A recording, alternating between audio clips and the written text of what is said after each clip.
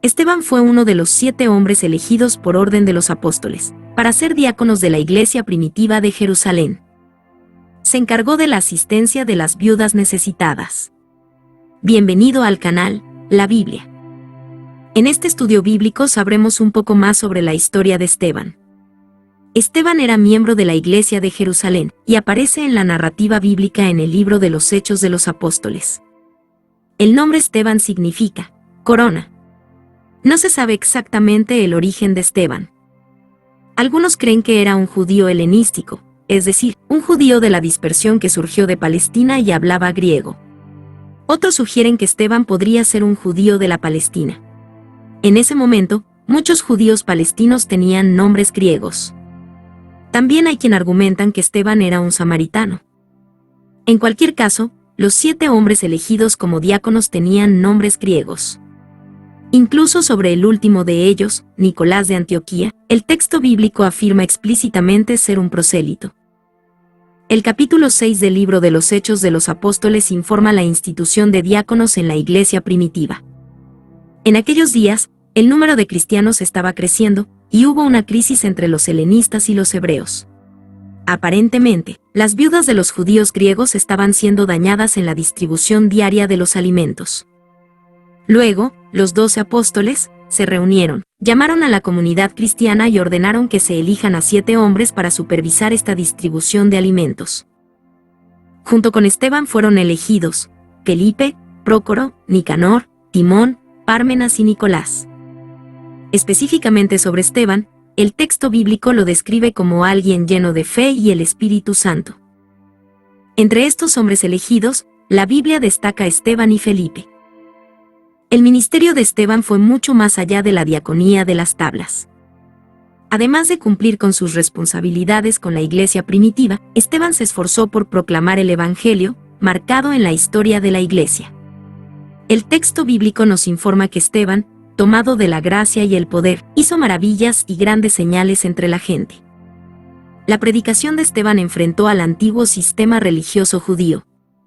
Entonces, él despertó la ira de los miembros de la sinagoga de los judíos helenísticos. Estos hombres sobornaron a algunos testigos para acusarlo de blasfemia. Esteban fue el primer mártir de la iglesia cristiana. Después de ser acusado de blasfemia, él fue tomado antes del Sanedrín. Allí, falsos testigos testificaron contra él, acusándolo de predicar contra el culto del templo y contra la ley. La Biblia dice que cuando los miembros de Sanedrín miraron a Esteban, vieron su rostro como la cara de un ángel. Más bien, el mismo capítulo nos informa que los miembros de la sinagoga no podían resistir la sabiduría y el espíritu, por el cual Esteban hablaba. Antes del Sanedrín, Esteban fue invitado a defenderse. Su defensa fue, sin duda, uno de los sermones más brillantes jamás predicados en la historia de la iglesia. Su predicación fue una exposición auténtica de las Escrituras. Esteban hizo una extraordinaria retrospectiva de la relación de Dios con Israel, revelando el fracaso de Israel en el Antiguo Testamento y señalando la esperanza que solo se puede encontrar en Cristo. En su predicación, Esteban habló sobre la era patriarcal, durante los días de Moisés y el periodo de peregrinación en el desierto, y sobre el tabernáculo y el templo. Esteban habló sobre el llamado de Abraham y explicó cómo el patriarca demostró fe y obediencia en las promesas del Señor. Sin embargo, enfatizó el rechazo del Señor elegido cuando José fue traicionado por sus hermanos. Hablando de Moisés, Esteban señaló cómo el líder hebreo fue rechazado por la gente, incluso tratando de protegerlo. Esteban entendió que Moisés era un predecesor de Cristo, y su rechazo era un rechazo contra Dios. Esteban también habló sobre el tabernáculo, desde el momento en que se usó en el desierto, y luego llevado por Josué a la tierra prometida, hasta los días de David. Esteban enfatizó el deseo de David de construir un templo, que finalmente fue realizado por su hijo, el rey Salomón. Esteban, usando metáforas basadas en el Antiguo Testamento, denunció la rebelión espiritual de esa gente. Él demostró que esas personas no estaban regeneradas.